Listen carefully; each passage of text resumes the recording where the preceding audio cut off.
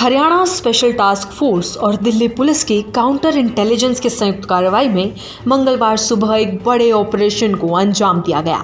दिल्ली हरियाणा सीमा पर स्थित Faridabad link road पर हुए एनकाउंटर में कुख्यात गैंगस्टर रोमिल वोहरा को मार गिराया गया।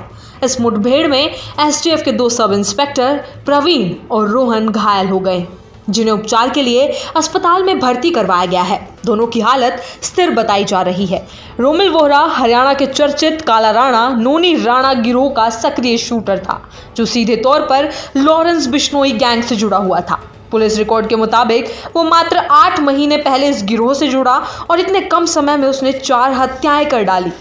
हाल ही में कुरुक्षेत्र के शाहबाद में शराब कारोबारी शांतनु की हत्या में रोमिल मुख्य साजिश करता था। इस केस में एसटीएफ अब तक उसके 5 साथियों को गिरफ्तार कर चुकी है। गिरफ्तार आरोपियों में करनाल के खानपुर का सुजल, अंबाला का बलजिंदर उर्फ मंगू, शाहबाद का शुभम खुराना और एक महिला समेत कुल 10 आरोपी हैं, जो पुलिस रिमांड पर हैं।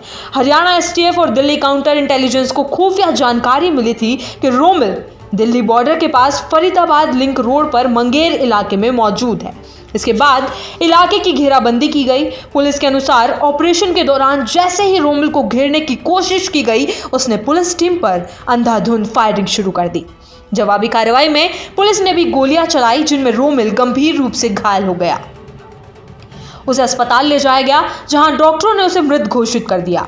एसपी विक्रांत भूषण ने जानकारी दी कि मुठभेड़ में दोनों ओर से करीब 25-30 राउंड फायरिंग हुई।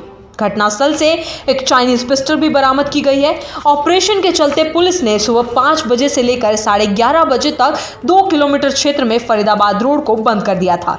रोमिल वोहरा मूल रूप से यमुनानगर के अशोक विहार कासापुर रोड का निवासी था। उसकी उम्र मात्र 20 साल थी और वो बीए की पढ़ाई कर रहा था, लेकिन कम उम्र में ही वो अपराध की दुनिया में गहरा उतर चुका था। हरियाणा पुलिस ने उस पर 2 लाख का इनाम घोषित किया था। दिसंबर 2024 में यमुनानगर के खेड़ी लखा सिंह गांव में हुए तिहरे हत्याकांड में वो शामिल था, जिसमें बीजेपी नेता के चचेरे भाई वीरेंद्र राणा, शराब ठेकेदार अर्जुन राणा और शामली निवासी पंकज मलिक की हत्या की गई थी। 15 मई को यमुनानगर के एक आइलेट सेंटर पर 15 राउंड फायरिंग कर दहशत फैलाई और फिर मोहाली में म्यूजिक प्रोड्यूसर पिंकी धालीवाल के घर के बाहर भी गोलीबारी की।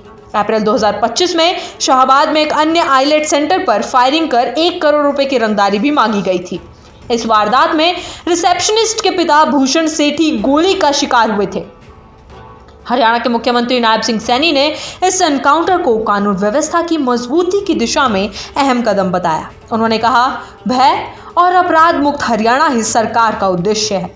हर नागरिक की सुरक्षा और उनके अधिकारों की रक्षा के लिए पुलिस बल हर समय तत्पर है। 20 साल की उम्र में जिस अपराधी ने बड़े बड़े अपराधों को अंजाम दिया, उसका अंत भी उतना ही तेज और निश्चित था। रोमिल वोहरा की मौत के साथ ही एक कुख्यात अपराध अध्याय पर विराम लग गया है, लेकिन यह घटनाक्रम आने वाली पीढ़ियों के लिए एक चेतावनी भी है। अपराध का रास्ता कभी लंबा नहीं होता। डॉक्टर ऑर्थो, अब दर्द भी घुटने टेकेगा।